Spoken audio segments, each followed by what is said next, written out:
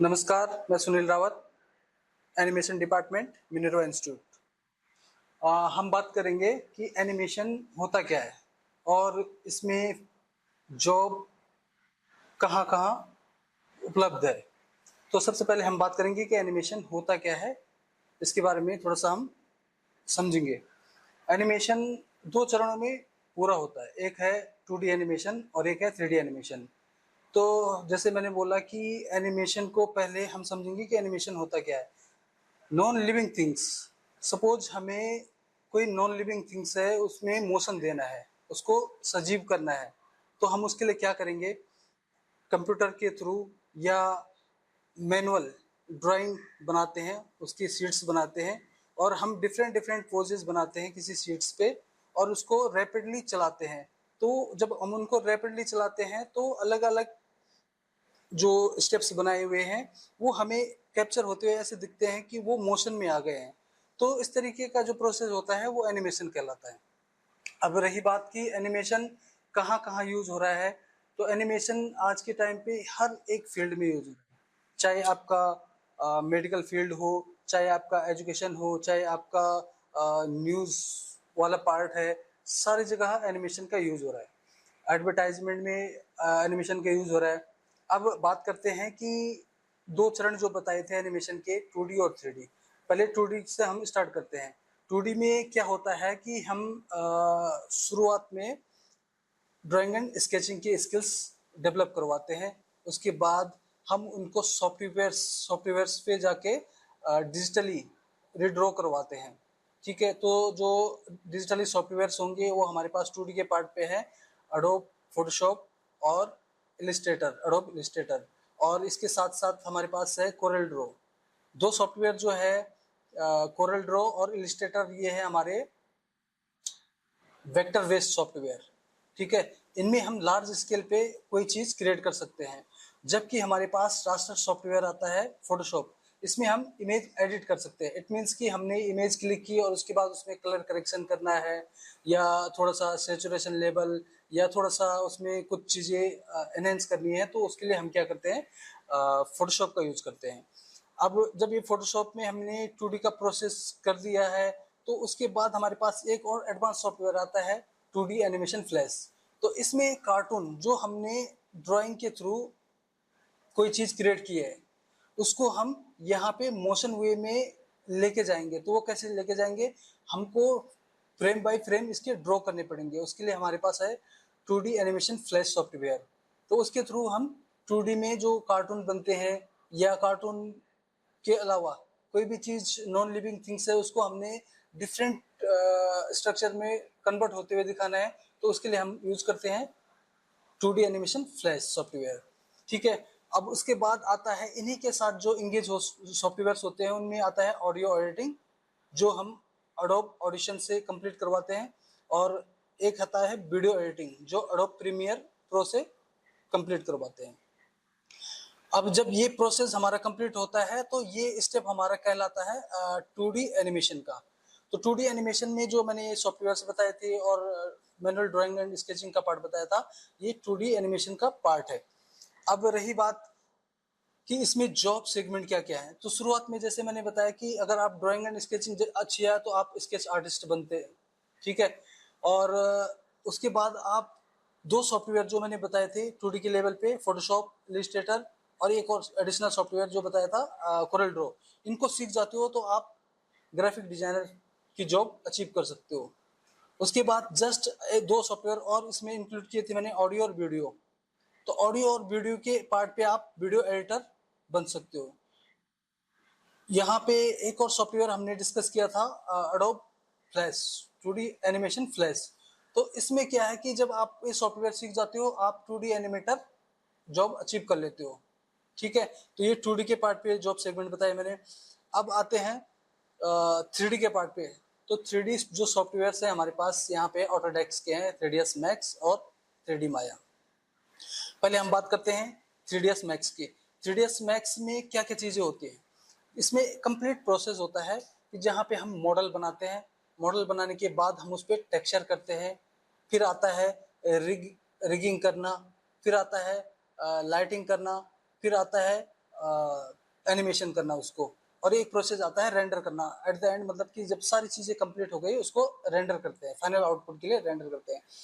तो शुरुआत का जो पार्ट बताया था मैंने कि मॉडलिंग, तो जो मैक्स के पार्ट पे मॉडलिंग बता रहे हैं हम, उसमें 3 तरीके की मॉडलिंग होती है।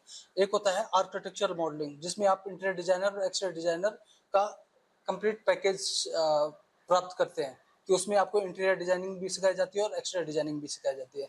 और मॉडलिंग का ही दूसरा पार्ट है, उसमें आप प्रोडक्ट मॉडलिंग, जहाँ पे आपको प्रोडक्ट मॉडलिंग इट मीन्स की just like I have a mobile, इस तरीके का आपको मोबाइल डिजाइन करना है, तो ये प्रोडक्ट मॉडलिंग का पार्ट होता है। ठीक है। और एक और पार्ट आता है, जैसे सपोज करो करेक्टर डिजाइनिंग। करेक्टर डिजाइनिंग सुना होगा, तो उसमें करेक्टर डिजाइनिंग मतलब रियल ह्यूमन करेक्टर भी आप डिजाइन कर सकते हो, या कार्टून करेक्टर जो मूवी के लिए, मूवी लेवल के लिए बनते हैं, या आजकल गेमिंग सेक्टर में जो गेम इंडस्ट्री है उसके लिए गेम कैरेक्टर डिजाइन करना है, तो वो कैरेक्टर डिजाइनिंग का पार्ट आएगा। तो 3 तरीके की मॉडलिंग बताई मैंने इसमें 3ds मैक्स में। एक है आर्किटेक्चर मॉडलिंग, जिसमें इंटीरियर और एक्सटीरियर डिजाइनिंग कंप्लीट करवाया जाता है। एक है प्रोडक्ट डिजाइनिंग, जहाँ पे प्रोडक्ट मॉडलर जो है प्रोडक्ट डिजाइन करता है। और एक है कैरेक्टर डिजाइनिंग, सपोज किसी को रियल कैरेक्टर बनाना है तो रियल कैरेक्टर बना सकते हैं, या फिर कार्टून कैरेक्टर जो मूवी वगैरह कार्टून मूवी के लिए डिजाइन होते हैं वो बना सकते हैं। अब बात करते हैं, सेम प्रोसेस है इसका माया 3D, ऑटोडेस्क 3D माया का। तो उसमें भी सेम प्रोसेस चलता है, बट उसमें एक चीज थोड़ा लिमिट हो जाती है, वो है आर्किटेक्चर। उसमें आप एक्सटेंड लेवल पे आर्किटेक्चर का यूज नहीं कर सकते, क्योंकि उसमें यूनिट स्केल इतना प्रॉपर सेटअप नहीं दिया हुआ है कि हम प्रॉपर मेजर कर सके कि इसने इतने सेंटीमीटर के हिसाब से ये चीज हम बना रहे हैं। तो वहां पे हम आर्किटेक्चर वाला पार्ट लिमिट कर देते हैं। बाकी अदर पार्ट उसमें जो आते हैं, करेक्टर डिजाइनिंग उसमें भी आएगा, करेक्टर मॉडलिंग, प्रोडक्ट मॉडलिंग उसमें भी आएगा। ठीक है, ये सारी चीजें उसमें भी आएंगी। सेम चीज उसमें टेक्सचरिंग पार्ट भी आएगा, उसमें रिगिंग पार्ट भी आएगा, उसमें लाइटिंग पार्ट भी आएगा, उसमें रेंडरिंग पार्ट भी आएगा, और एट द एंड उसमें एनिमेशन का पार्ट भी आएगा। ठीक है। अब बात करते हैं कि जॉब सेगमेंट 3D के पार्ट पे, चाहे वो 3ds मैक्स है या 3D माया है, तो उसमें जॉब सेगमेंट कहाँ पे है।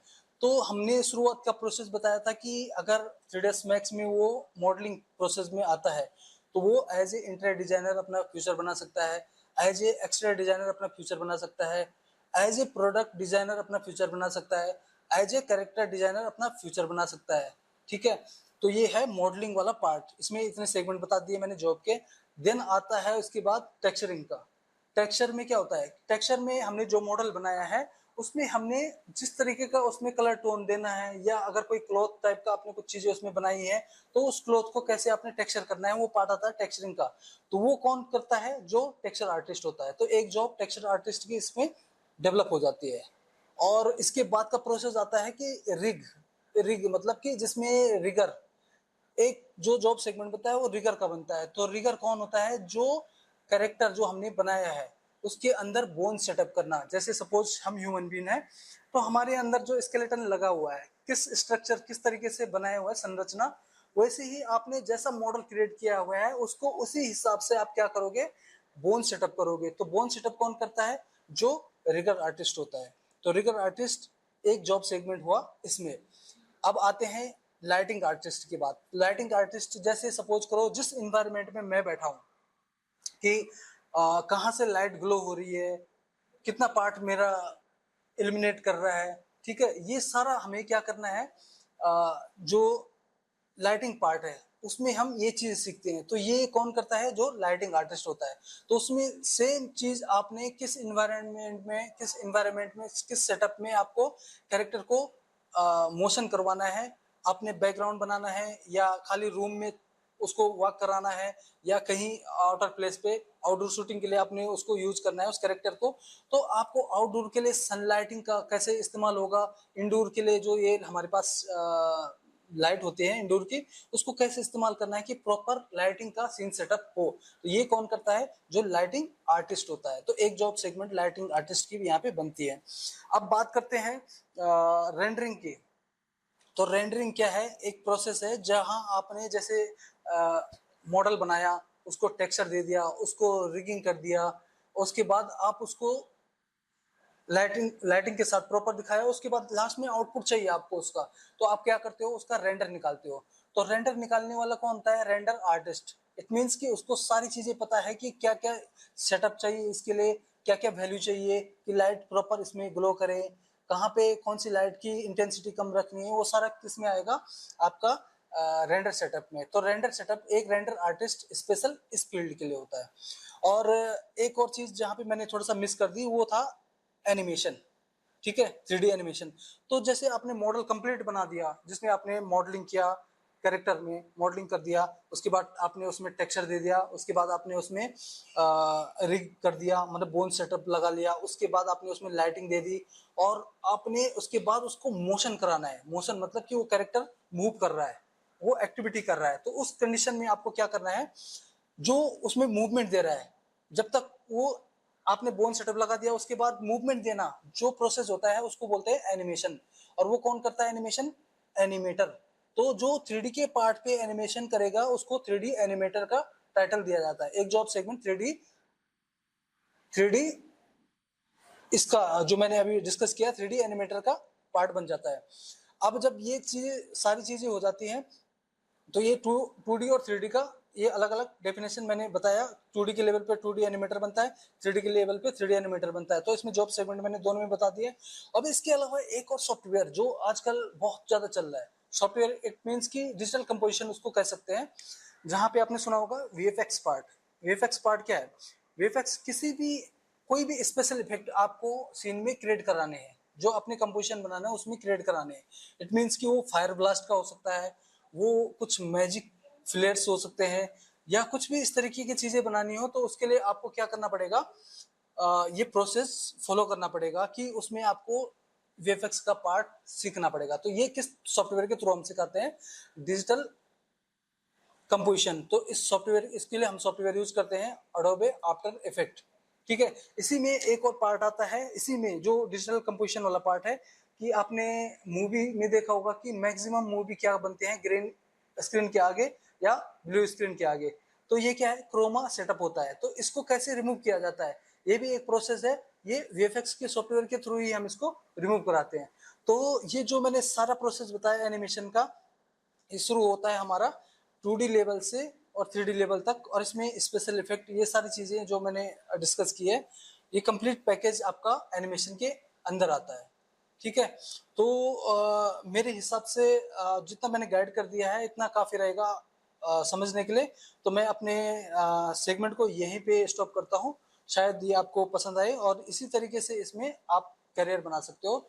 और बेस्ट वे है कि इसमें सबसे अच्छी चीज है कि आज के टाइम पे, करंट टाइम पे सबसे ज्यादा जॉब हमारे एनिमेशन सेगमेंट में, एनिमेशन कंपनी में, एनिमेशन पोर्टफोलियो में, जहां पे आप कितनी जॉब जो मैंने बताई है ये सारा आप अचीव कर सकते हो। और इसके लिए आपको मेट्रो सिटीज, जैसे आपने देखा होगा कि मुंबई, बेंगलोर, हैदराबाद, पहले इन्हीं सिटी में ये जाना पड़ता था आपको कंप्लीट एनिमेशन कोर्स करके। बट आपके पास क्या है कि जो 2D और 3D के पार्ट के बेसिक चीजें हैं, उनको आप एज ए फ्रीलांसर भी आप जॉब इसमें अचीव कर सकते हो, एज ए फ्रीलांसर भी आप इसमें वर्क कर सकते हो।